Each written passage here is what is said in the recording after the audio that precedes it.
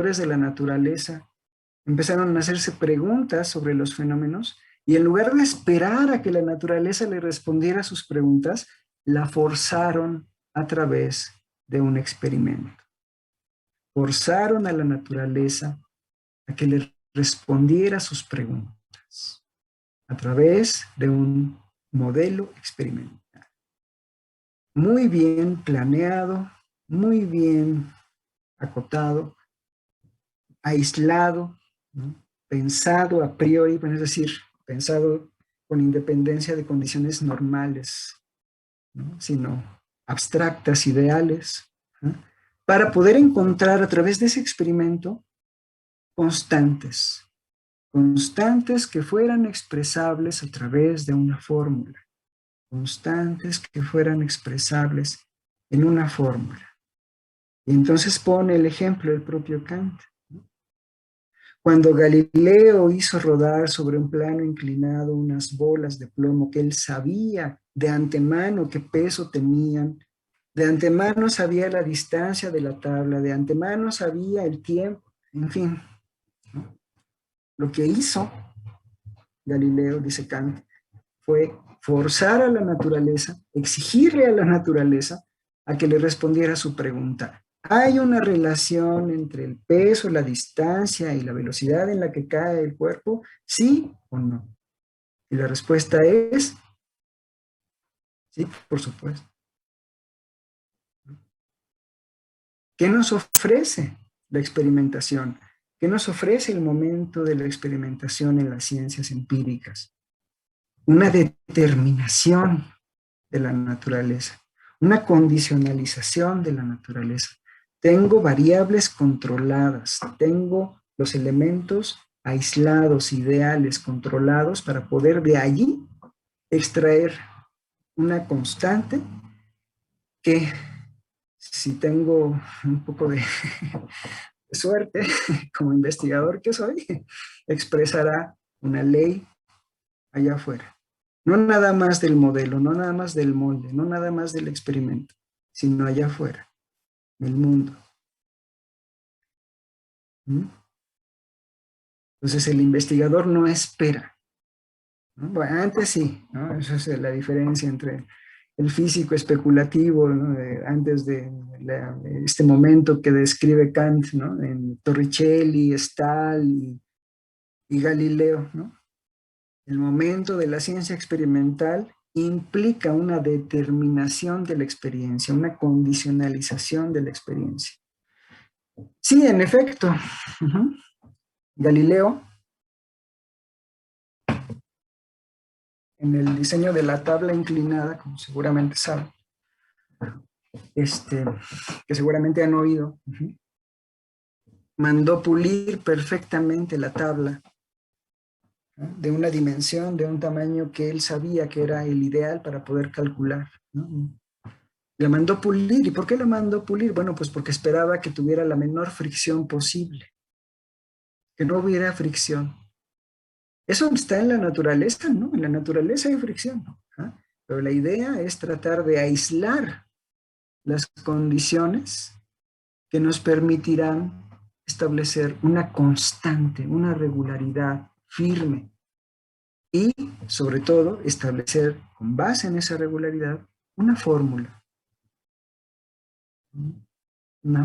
algebraica. En ese momento, dice Kant, se da una revolución metodológica. ¿Por qué? Pues porque no es un esperar, el sujeto, el investigador, no es pasivo, es activo. Está reconstruyendo condiciones, además condiciones ideales, porque la no fricción no está en la naturaleza, o la falta de fricción, más bien la falta de fricción, porque no es una falta de fricción perfecta en el plano inclinado. ¿Ah? De hecho, se dice que todavía no hay plano sin fricción. Eso está en duda, porque alguna vez en un curso del posgrado me dijeron, hay un tren en Japón, creo en donde, ya no recuerdo en dónde me dijeron, ¿ah? Que corre, hagan de cuenta, esta es la vía, a ver si alcanzan a ver, esta es la vía, así, y el tren, digamos, se posa sobre la vía, así, ¿ah?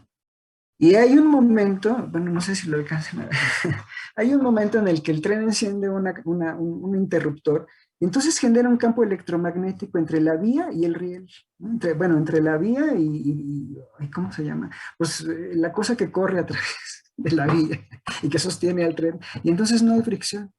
Prácticamente flota sobre el riel. En cuanto se pone en marcha, no corre sobre él como correría el metro, como correría un tren normal, ¿no? Sino que flota por la acción de ese campo electromagnético. Me dijeron, pues eso sería lo más cercano al ideal del plano sin fricción. ¡Wow! ¡Wow! Maravilloso. Bueno, eso en la época de Galileo no existe. Así que lo más a lo que pudo haber llegado para llegar a condiciones ideales o no contingentes es haber pulido la tabla lo más perfectamente posible. No encontramos ese tipo de pulimiento tanto en las tablas como en las bolas, ¿no? En el boliche, ¿no? Si han ido al boliche, sabrán que la pista esta por la que corre la bola de boliche está perfectamente pulida, ¿no? Y por supuesto la bola también, ¿no? Entonces Galileo hace eso, Galileo también manda a hacer esa bola de esas, no sé si eran varias, pero por lo menos la bola de plomo, también con una, bueno, con la mayor perfección posible, una circunferencia perfecta, una esfera perfecta, como a lo mejor en su época no había. Hay en la naturaleza esferas perfectas, ¿no? El granizo que cayó ayer eran esferas perfectas. No, no. ¿Qué está haciendo Galileo? Dice Kant. Recreando condiciones que no están en la naturaleza para hacer que la naturaleza responda a su pregunta. El plano, inclinado, así, perfectamente pulido, tampoco existe en la naturaleza un plano así tan, de esa, pues, ¿cómo les diré? Con esa perfección, digamos, ¿no? Sin fisuras, ¿no? Sin ondulamientos, o sea, ¿no? Ni la esfera, ni el plano, ni la idea de que fueran, que estuvieran perfectamente pulidas para que no hubiera fricción, están en la naturaleza. Y además del peso, la distancia, también ideó el buen Galileo un famosísimo, que todavía parece que sigue siendo uno de los relojes más exactos, un reloj de agua que se activaba al correr la bola y al terminar su recorrido. Un reloj de agua. ¿Por qué? Porque en la Edad Media no había, hasta la época de Galileo, un reloj que pudiera medir un fenómeno tan corto como la velocidad de una bola cayendo por una tabla de, ¿qué les gusta? 3, 4, 5 metros. No había, ¿no? Un reloj de arena. ¿Cómo lo paramos? ¿Cómo hacemos el cálculo? ¿No? Se utilizaba el pulso, ¿no? Para mí es muy fácil identificar mi pulso porque no sé por qué, siempre, incluso puedo ver cuando pasa mi sangre, por aquí puedo ver mi pulso, pero bueno, si pongo mis dos dedos, ustedes también pueden hacerlo. Ajá. El pulso, los pulsos, eran una manera de poder medir un fenómeno de corta duración. Entonces decía, ese fenómeno dura como 3 o 4 pulsos, ¿no? Pero no era exacto. ¿Por qué? Pues porque nuestros corazones no van al mismo ritmo, no son los mismos pulsos. No, pues para mí dura como unos 3 o 4, pero para ti dura 2, no, para mí son 7. No. Entonces, el reloj de agua que ideó Galileo es todavía un instrumento de una precisión brutal.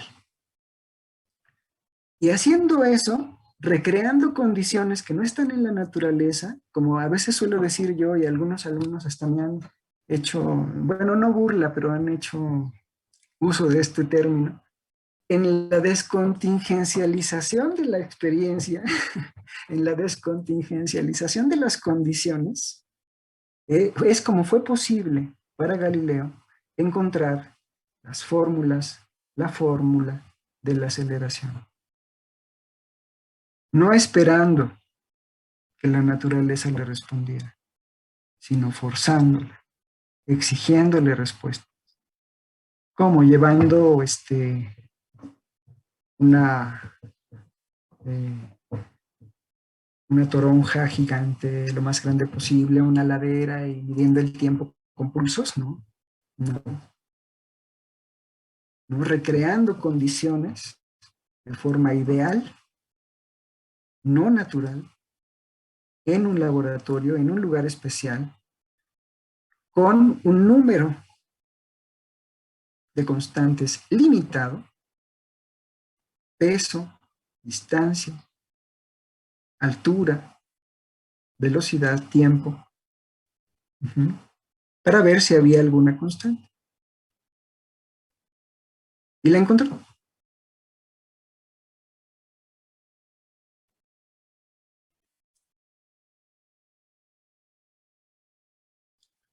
Si hubiera esperado, probablemente no la habría encontrado. O se hubiera puesto a girar una toronja. Uy, sí, en el siglo XVI en Europa toronjas no había, Ricardo. Bueno, ¿qué habría? Lo que sea, una cosa esférica, una calabaza, no sé. ¿O no habría calabazas en Europa en el siglo XVI? Bueno, no sé. No habría encontrado nunca la fórmula, no la habría descubierto, jamás. Igual en el caso de Torricelli, igual en el caso de Stahl. Así que, de acuerdo con Kant, la idea fundamental que atraviesa del principio a fin el segundo prólogo es que una disciplina, un mero andar a tientas, como podría haber sido en algún momento la física o la filosofía natural, como pudo haber sido en algún momento antes de Euclides la geometría, como pudo haber sido en algún momento las matemáticas, como pudieron haber sido las matemáticas, entraron al camino seguro de la ciencia a través de una revolución metodológica, a través de una revolución metodológica que implicaba, tanto en las matemáticas como en la geometría y en la física, un forzar a la naturaleza, un forzar a mi objeto a que me entregara sus secretos, ¿no? Un forzar al triángulo, por ejemplo, al círculo, a que me respondiera lo que yo quería saber. ¿Sí? Por ejemplo, ¿cuántas veces es posible recorrer en la circunferencia del círculo el diámetro del círculo? ¿Sale? Es una constante. Las líneas que se desprenden de la circunferencia de un círculo a su centro son equidistantes. Igual con una esfera. Necesito una esfera real. Necesito construirla. O puedo idear en mi mente ese experimento. Es decir, a lo que voy es que tanto en las matemáticas como en la geometría, como en la física, hubo un cambio de actitud.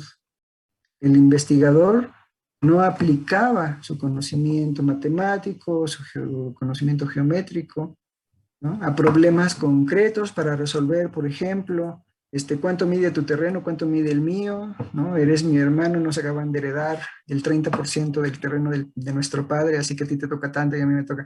No, ¿no? Dejó de tener ese carácter para elevarse, ¿no? A una disciplina autónoma de la experiencia, con una validez independiente de la experiencia. No más allá de los límites de la experiencia, sino con validez independiente de la experiencia. ¿Cómo ocurrió eso? Se pregunta Kant, y la respuesta es a través de un proceso de formalización. Ay, ya se los dije. Iba a decir a través de una revolución, pero me traicionó la mente. En efecto, esa revolución a la que se refiere Kant es en realidad un proceso que nos permite formalizar, hacer fórmulas, hacer principios formales, establecer reglas formales, pero que a diferencia de las reglas formales de la lógica, sí pueden referir a objetos matemáticos, a objetos geométricos, a objetos físicos, y no como las reglas de la lógica que solo refieren a formas del pensamiento, formas válidas, pero formas al fin.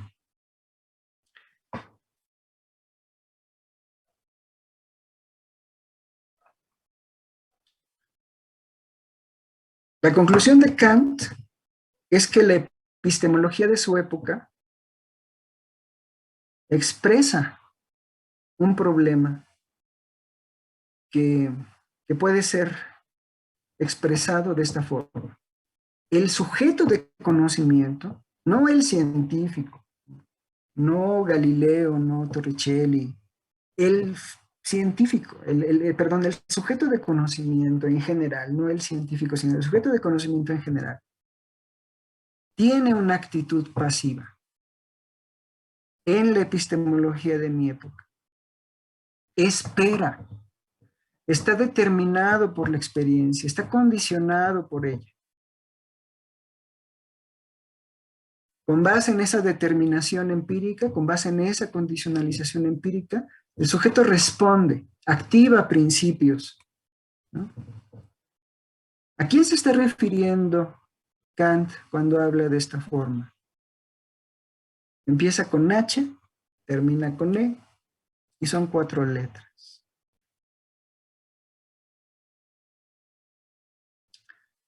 Hume, en efecto.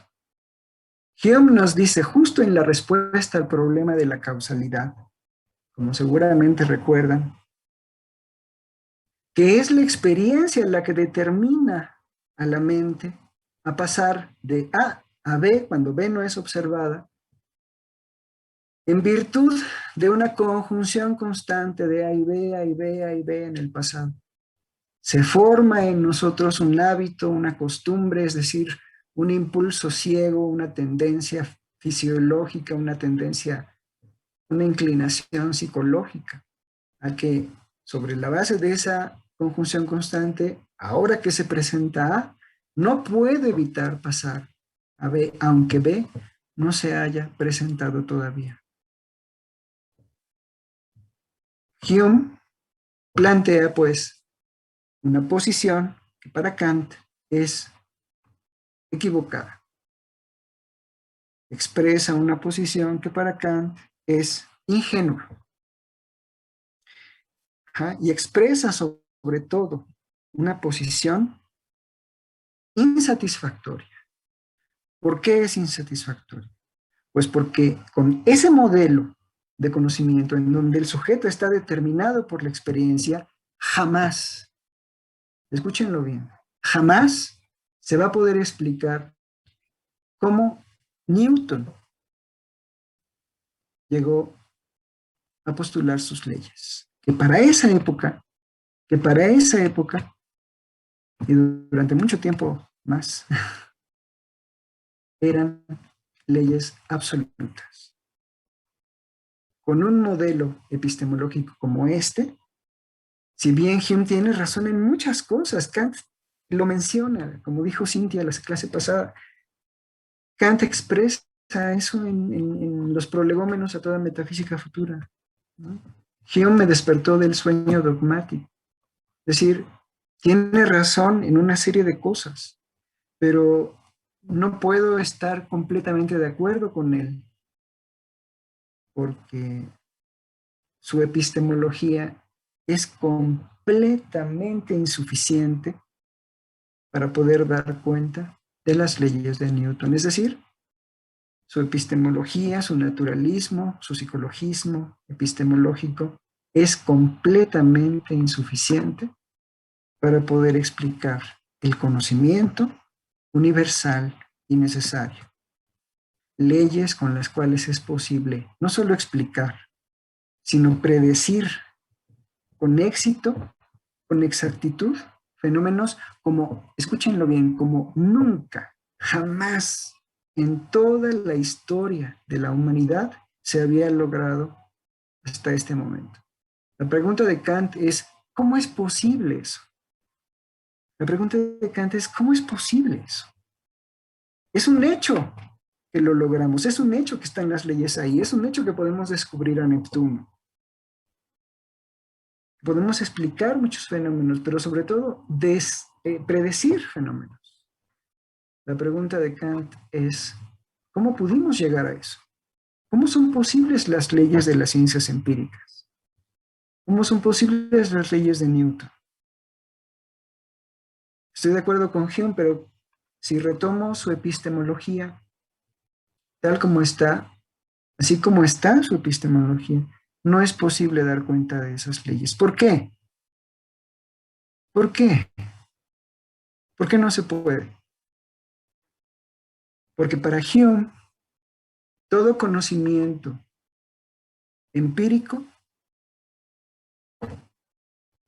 nace en la experiencia y se valida en ella. Tiene como causa la observación, la conclusión constante, la invariabilidad, y su justificación es la experiencia. Si esto es así, para Hume, y lo dije muchas veces hace unas clases, hace 3 o 4 clases, y todo el semestre pasado, al final del semestre pasado, el conocimiento empírico para Hume no puede ser universal y necesario. Solo puede ser probable. Y en última instancia, las leyes de Newton, las leyes de la física, solo describen eso, propensiones, tendencias. Cuando digo, a toda acción corresponde una reacción de acuerdo con la cual bla, bla, bla, eso no es una ley. Es una descripción de algo que espero. Es una descripción de algo que no puedo evitar pensar sobre la base de la experiencia. Es un anhelo, es una expectativa, es un deseo. La visión de Kant es distinta. ¿Sí? Si solo fueran eso, las leyes de Newton, si solo fueran expresiones de deseos, de tendencias, inclinaciones, propensiones naturales, señor Hume, de verdad, créame, no habríamos podido predecir con éxito tantas cosas. Simplemente no habríamos podido. No se podría explicar. Así que algo debe estar mal. Algo debe andar mal con su teoría. En principio estoy de acuerdo con muchas cosas que dice. Yo en las clases que siguen veremos que en lo que sí está de acuerdo y después veremos específicamente en qué no está de acuerdo. Eh, pero sí, la idea de Kant es que aquello en lo que no está de acuerdo con Hume es precisamente esa explicación naturalista, la respuesta, ¿no? La diapositiva, pues, el psicologismo, de acuerdo con el cual pues no puede haber leyes universales y necesarias. El punto de partida para Kant y para Hume va a ser el mismo, ¿no? Como veremos, ¿no? Pero el punto de llegada va a ser distinto, ¿no? Bueno, eh, alguien tenía una duda por ahí, alguien levantó la mano. Yo. Víctor, adelante. ¿Qué tal, Ricardo? Buenas tardes. ¿Qué tal, Víctor? ¿Cómo estás? Bien, bien, gracias. Mi duda es, o bueno, más bien lo que no me queda claro es cuál es la diferencia entre la postura de Kant y de Hume. Disculpa, no, ¿sí se me escucha bien? Sí, Ok, sí. bueno, en específico, no, o sea, no sé si estoy entendiendo bien, o sea, por dónde va la cosa, ¿no? Pero, o sea, algo que creo haber entendido es que, o sea, para Kant, el sujeto de conocimiento obliga a que la naturaleza hable, ¿no? O sea, en eso de la cuestión de la experimentación, ¿no? Y con Hume se espera que hable la naturaleza, ¿no? O sea, es pasivo, no hace nada como para interrogarla, ¿no? Pero, o sea, sí va por ahí la diferencia, ¿no? O sea, lo que veo, o sea, es que Hume podría decir como, estamos poniendo nuevas expectativas, ¿no? O sea, justo, bueno, no sé. La verdad no tengo muy desarrollada como su respuesta, ¿no? Pero sí iría por ahí sigue siendo una expectativa, ¿no? O sea, bien podría, no habría contradicción en que de repente la bola más pesada caiga más rápido, ¿no? En la pendiente de Galileo.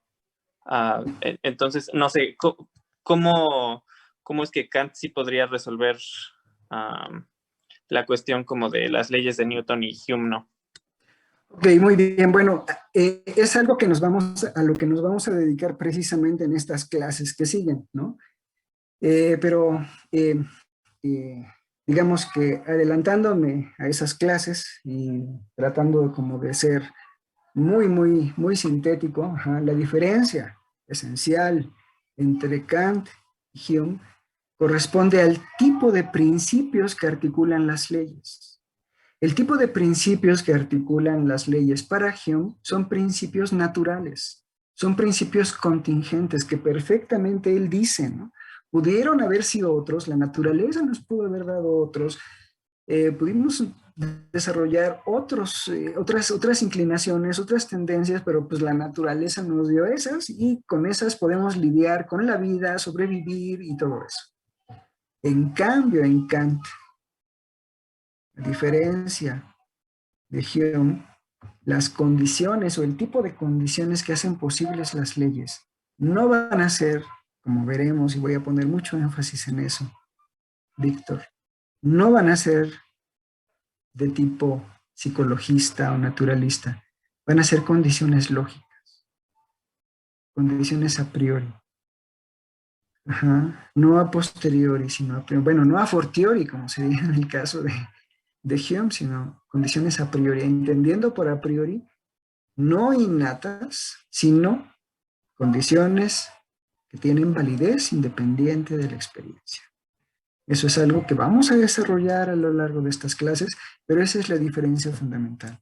Las condiciones que va a encontrar Kant, que van a ser semejantes en términos, pues, en nomenclatura, por ejemplo, la necesidad, la uniformidad, la identidad personal, la objetividad, las que va a encontrar Kant van a ser condiciones formales, condiciones lógicas, lo que para Hume eran condiciones psicológicas o naturales. Esa es una diferencia importantísima. ¿Ah? En relación a tu pregunta, igual, con relación a tu pregunta, Hume sabe de la experimentación, sabe que que los investigadores de su época hacen experimentos, por supuesto que lo saben, pero el resultado de los experimentos, a diferencia de como lo va a ver Kant, ¿ah? Es una descripción, es una expresión, ¿ah? De una regularidad, de una conjunción constante, que es perfectamente, ¿cómo les digo? Que es perfectamente, ¿cómo les digo? Contingente, que es perfectamente, o sea, puede ser de otra forma. No se requiere que sea así, no hay una necesidad metafísica de que sea así. Ya lo vamos a ver. Lo estoy explicando simplemente ahorita, estoy adelantando. En cambio, en Kant hay un criterio para poder decir que eso no es así. Hay un cambio de criterio, ¿no? Fundamental. Lo voy a plantear así ahora. A lo mejor no se va a entender mucho, pero lo voy a plantear así. Para Hume es muy importante la noción de posibilidad lógica, muy importante. Si es lógicamente posible suponer, concebir un suceso sin causa, entonces eso es posible, ¿no? Si es posible concebir lógicamente, sin caer en contradicción, un suceso sin causa, entonces eso es posible. Para Kant, la noción de posibilidad ya no puede ser lógica, debe ser estrictamente ubicada como posibilidad fáctica o física. ¿Ah? Eso va a ser algo también muy importante, ¿no? Pero bueno, lo veremos a lo largo de este curso. Justo ese es uno de los puntos que tenemos que dejar muy claros en estas sesiones que siguen. ¿Cuál es la diferencia entre la forma de plantear los problemas entre Hume y Kant? ¿No? Y creo que ahora esto que acabo de decir es importante, ¿no? El tipo de principios que nos permiten el conocimiento son distintos tanto en Hume como en Kant. En Hume son tendencias, propensiones naturales o psicológicas. En el caso de Kant son condiciones lógicas, ¿no? Condiciones lógicas. ¿No? Lo voy a dejar así simplemente, ¿no? ¿Alguien más tenía una duda? Muchas gracias. De nada, Víctor. Sí, adelante. Liz Cabrera, sí, Liz, Este, adelante. Cuando Kant habla sobre los objetos, ¿a qué, bueno, más o menos qué abarca cuando habla sobre ellos? ¿Qué cosas entran y qué Muy bien, cosas no? esa es una muy buena pregunta. Tradicionalmente pensamos que objeto, la noción de objeto implica extensión, implica un lugar en el espacio y el tiempo. ¿No? Cuando hablamos de objetos en términos pues, de Kant o en términos de las ciencias formales, nos referimos a objetos también, pero objetos no necesariamente que ocupan un lugar en el espacio, sino, por ejemplo, un objeto matemático como una suma, una ecuación. Una ecuación es un objeto matemático. Un problema geométrico es un objeto matemático. Las preguntas que se hacen los principales matemáticos y geómetras que han sido o siguen siendo todavía problemas que no tienen solución o que algunos ya se han dado, son objetos matemáticos. ¿No? Son objetos en un sentido amplio. ¿Por qué? Bueno, pues son objetos porque podemos decir que tienen hasta cierto punto un límite, ¿no? Tienen una delimitación, tienen una herramienta, forman parte de una ontología de una disciplina, la ontología de las matemáticas, la ontología de la física, la ontología, es decir, el conjunto de objetos que conforma el mobiliario de esa disciplina, ¿no? Los objetos a los cuales, bueno, las entidades, los problemas a los cuales esa disciplina se refiere y otras no. En biología, por ejemplo, no se preguntan por el problema de Fermat o, no sé, problemas de conjuntos, ¿no? Se preocupan por otros problemas. Entonces, la idea es que la noción de objeto es una noción amplia de objeto, una noción de acuerdo con la cual una suma, una resta, un problema matemático, un problema geométrico y un fenómeno de la naturaleza son objetos en ese sentido. Están bien delimitados. ¿Sale? O más o menos bien delimitados. Esa es la idea. ¿Ok? Esa es la noción. Objeto. Después veremos cómo entiende Kant de manera teórica, de manera ya en su propuesta, la noción de objeto, pero por el momento, cuando Kant se refiere al objeto de estas ciencias, no se refiere específicamente a objetos concretos o materiales, sino objetos, por ejemplo, objetos abstractos. Bien, muy bien. Para concluir con mi exposición ahora de la Revolución Copernicana, voy a decir lo siguiente. Ese pasaje, después... perdón, sí, adelante, Saúl. Soy... Sí, dime, Joaquín. Sí, dime.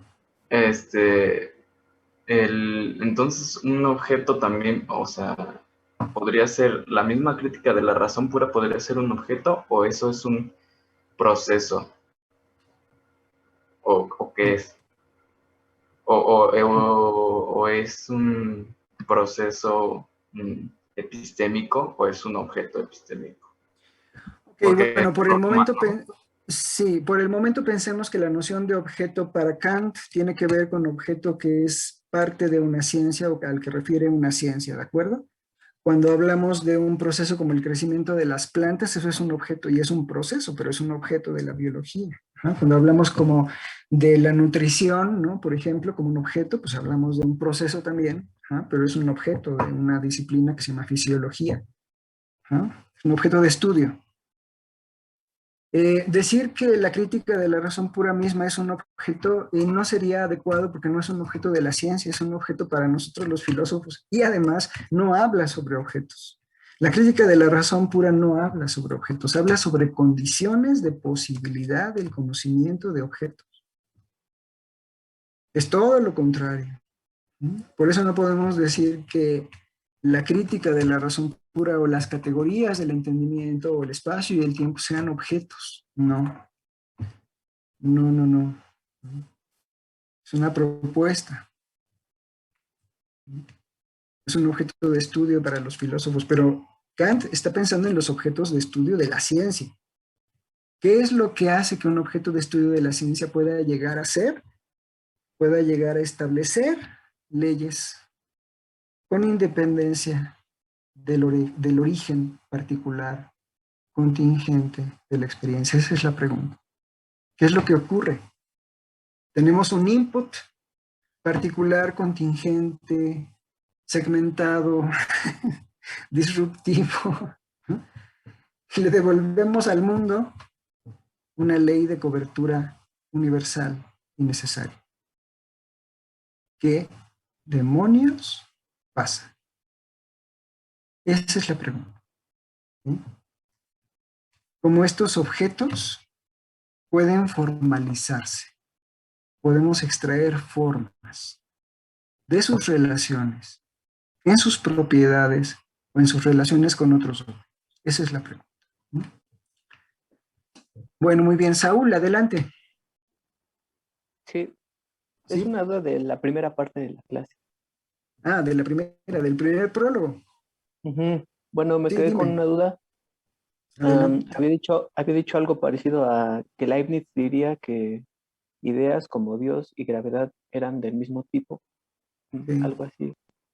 Sí. Pero Kant decía que eran de diferente tipo. No recuerdo cuál era la diferencia que hacía. Sí, la diferencia es que Dios es un objeto, bueno, es un, no podríamos decir objeto, pero sí podríamos decir que es una entidad o un concepto que refiere a algo que está más allá de los límites de la experiencia, ¿eh? Más allá de los límites de la experiencia.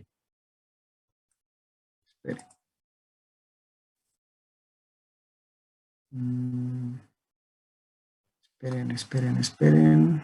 Vamos a ver.